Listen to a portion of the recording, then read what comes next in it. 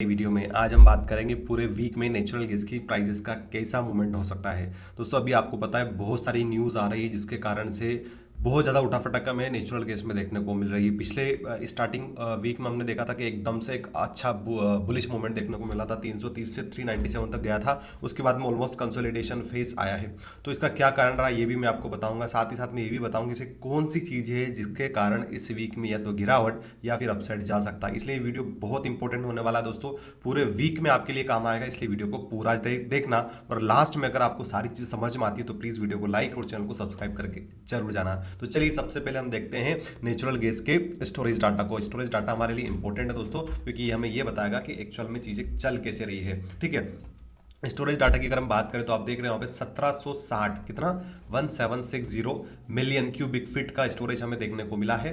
Previous week से तो definitely 80 million cubic कम है ना, 1840 से 1760। बट वहीं अगर हम 2024 के डाटा से हम देखें दोस्तों तो 24.9% कम है। उस टाइम पे 2345 था। मतलब आपको समझ में आ रहा है कि स्टार्टिंग ऑफ द वीक 2024 में जब जो बाइडन की सरकार थी अमेरिका में, तो उनका मेन फोकस था दोस्तों कि कम से कम रिस्क किए जाए, कम से कम प्रोडक्शन किया जाए। एक तो वो रीजन था क्योंकि उनकी गवर्नमेंट की पॉलिसीज कहीं ना कहीं क्लाइमेट फ्रेंडली थी। दूसरा रीजन था दोस्तों उस टाइम पे डिमांड भी कम थी। आपने देखा होगा कि नेचुरल गैस की जो प्राइस है ऑलमोस्ट 160 170 158 रुपीज़ तक आ गई थी। तो उस टाइम पे हर कोई कंपनी चाहेगी कि हम प्रोडक्शन कम करें, क्योंकि दोस्तों एक्चुअल में होता क्या है, नेचुरल गैस प्रोड्यूस करना आसान है ना, उस पर इतना खर्चा नहीं आता जितना उसको स्टोरेज करने में आता है। तो एक बहुत इंपॉर्टेंट फैक्टर होता है कि भाई नेचुरल गैस का स्टोरेज एक बहुत ही चैलेंजिंग टास्क होता है। चैलेंजिंग टास्क मतलब कि वो स्टोरेज तो कर लेंगे, इंफ्रास्ट्रक्चर भी बिल्ड कर लेंगे, पर उस इंफ्रास्ट्रक्चर को, उस स्टोरेज को मेंटेन करने के लिए बहुत खर्चा आता है। तो कभी कभी ऐसा होता है कि जितनी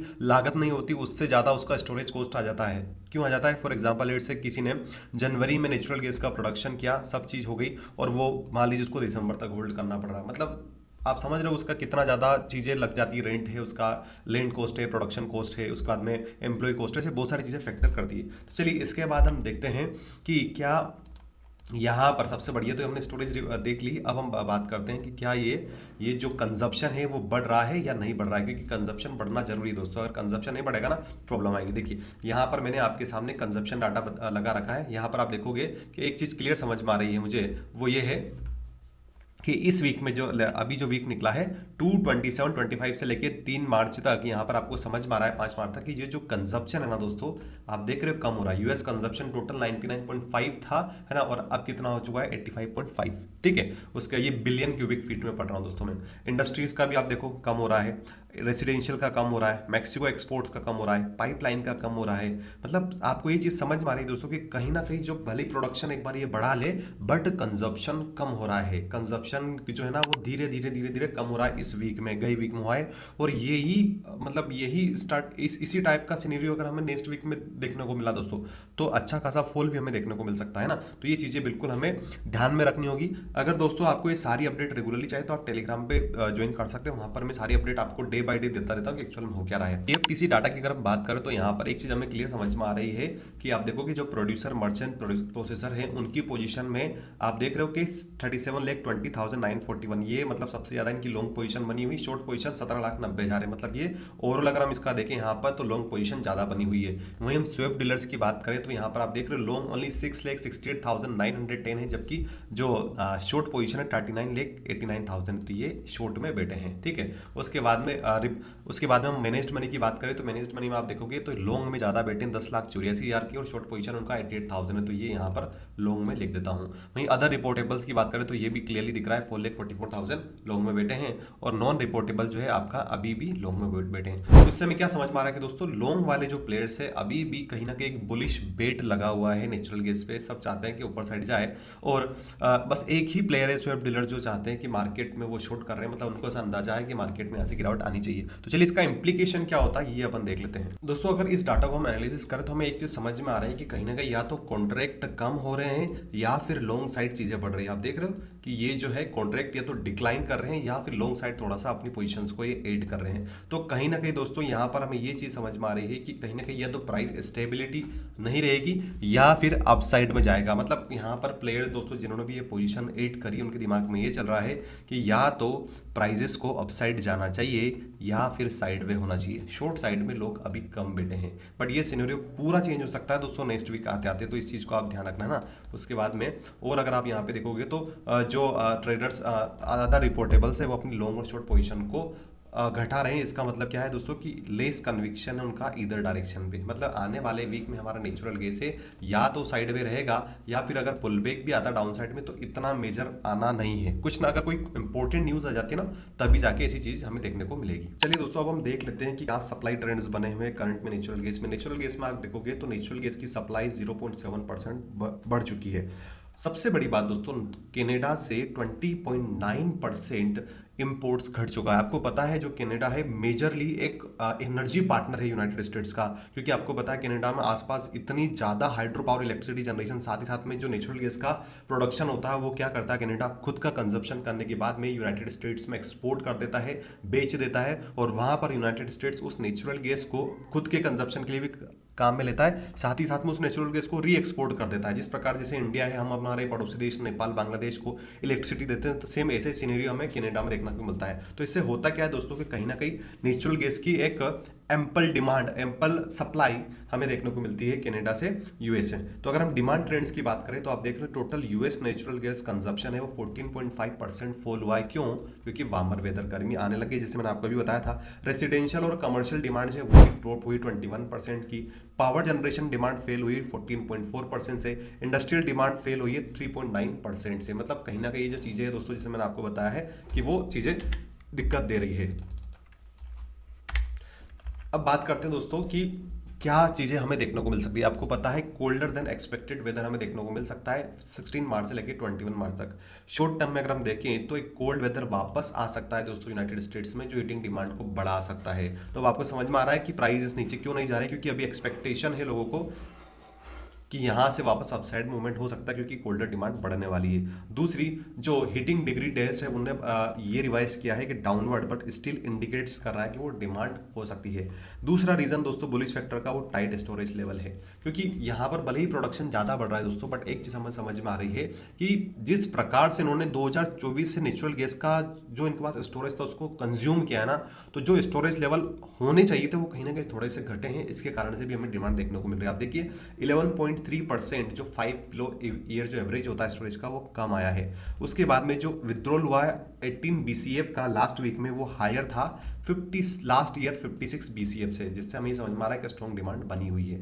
समझ रहे हो? इसका मतलब ये है कि 80 बिलियन क्यूबिक जो कंजप्शन हुआ है लास्ट वीक, ये 2024 के फरवरी का जो वीक था, मार्च का जो वीक था, उसमें कहीं ना कहीं बढ़ोतरी में देखने को मिली। दूसरा स्ट्रॉन्ग एलएनजी डिमांड है। एलएनजी फ्लोज जो यूएस एक्सपोर्ट हो रहे हैं वो रिकॉर्ड लेवल पे पहुंच गया है। ग्लोबल एलएनजी प्राइस जो है वो एलिवेटेड है क्योंकि यूएस का एक्सपोर्ट कम्पिटिटिवनेस बना हुआ है। साथ में पोटेंशियल कैनेडियन सप्लाई डिस्ट्रप्शन मैंने आपको बता दिया कि यहाँ से डिस्टर्ब हो रहा है। क्यों हो रहा है? क्योंकि आपको पता है जिस प्रकार से टेरिफ आज चल रहा है तो हर जगह दिक्कत हमें देखने को मिल रही है।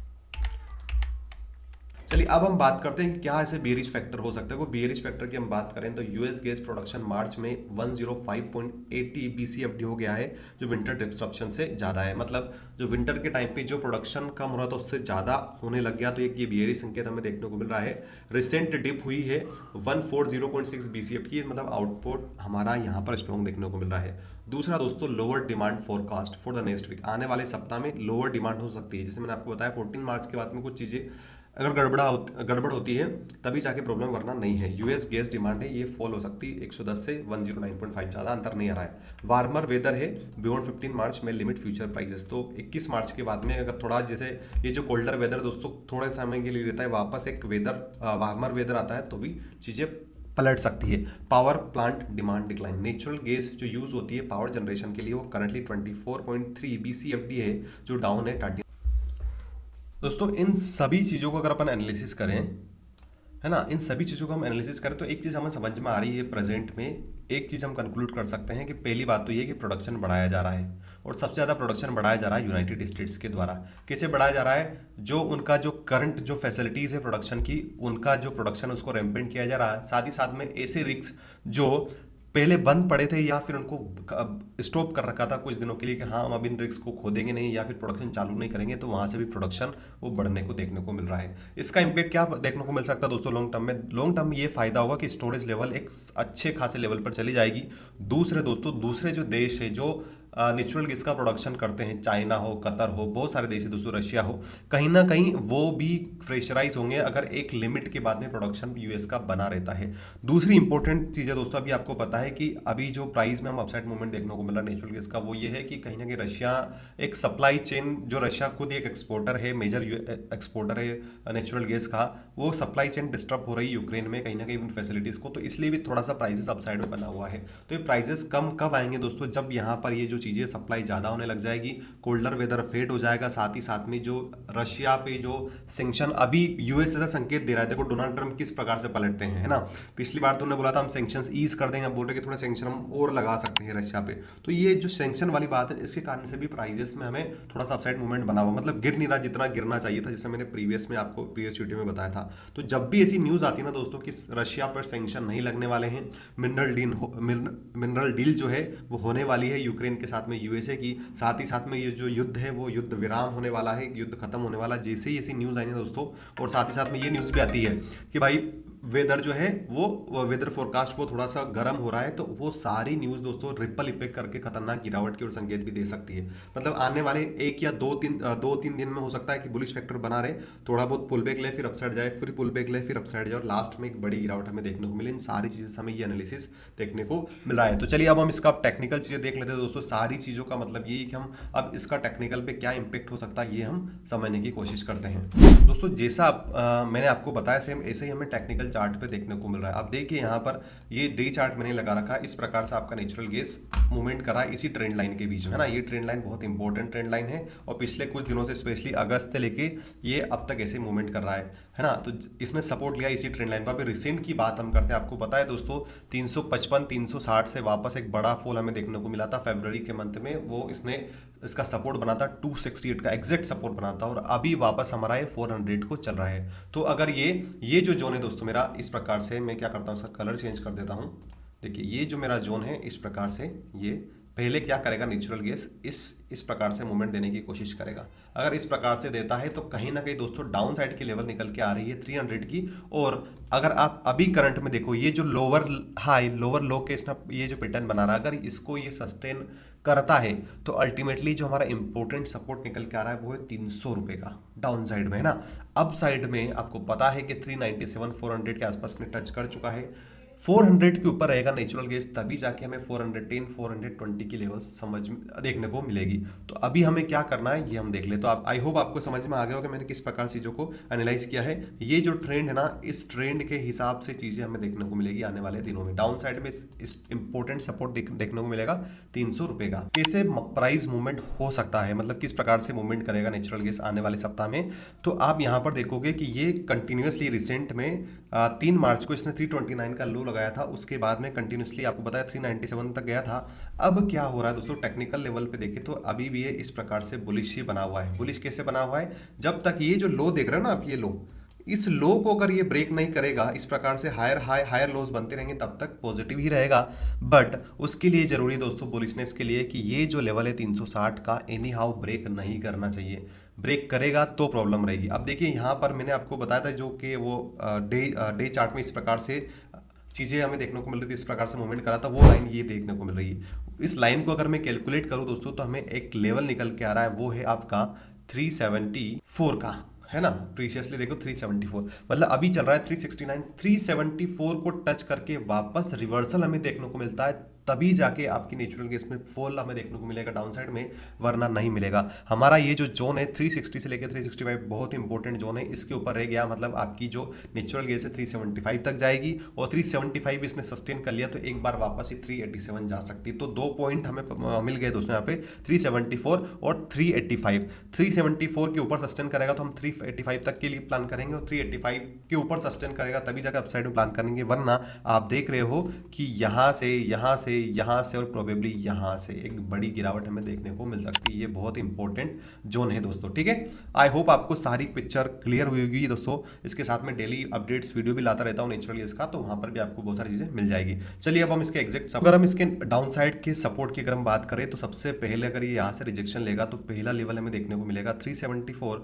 374 के बाद में 362। अगर 362 भी इसने सस्टेन नहीं किया नेचुरल गैस ने तो 353, 353 से 345, 345 से 334 और 334 से 324, इस प्रकार से लेवल्स हमें देखने को मिल सकते हैं डाउन साइड में।